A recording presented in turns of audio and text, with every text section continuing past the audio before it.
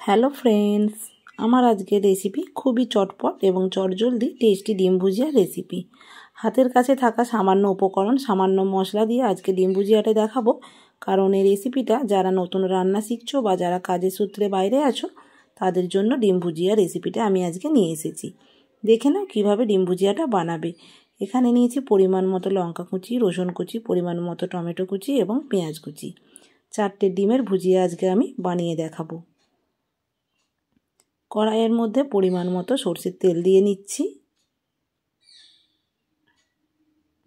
তেল গরম হয়ে গেছে, এখন দিয়ে নিচ্ছি কুচিয়ে রাখা রসুনটা। রসুনটাকে প্রথমেই দিলাম, রসুনটাকে ভালো করে ভেজে নেব।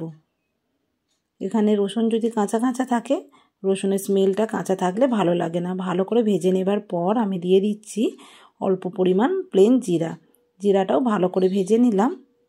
জিরা এবং রসুন যখন ভাজা হয়ে যাবে, এখন দিয়ে নেব কুচিয়ে রাখা পেঁয়াজ। ডিম ভুজিয়ার জন্য একটু মোটা মোটা করে পেঁয়াজ কাটতে হয়, পাতলা করে পেঁয়াজটা ডিম ভুজিয়ায় মানায় না।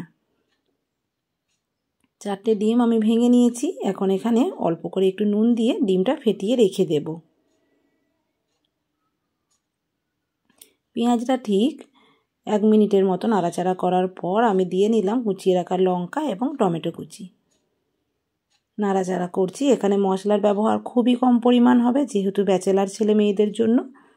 এখানে পরিমাণ মতো হলুদ দিলাম আর দেব অল্প করে একটু গুঁড়ো লঙ্কা। তোমরা যদি গুঁড়ো লঙ্কাটা না খেতে চাও, কাঁচা লঙ্কার পরিমাণটা একটু বাড়িয়ে নেবে। এখন টমেটোটাকে নরম করার জন্য আমি 2 মিনিটের মতো ঢেকে দেব। ফ্লেমটাকে মিডিয়ামে রাখবো।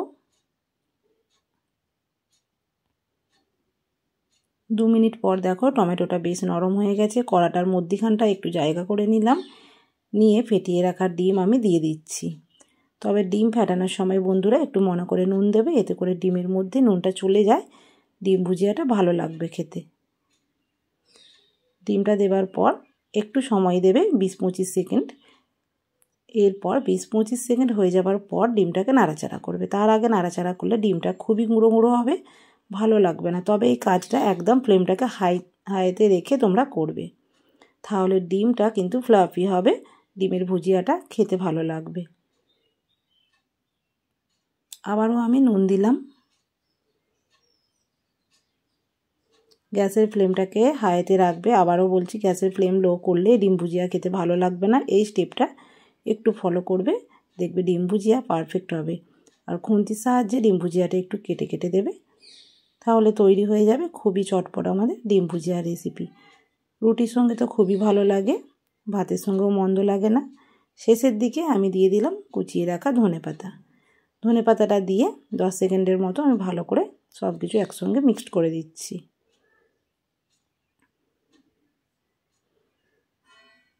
দেখো বন্ধুরা, তৈরি হয়ে গেল।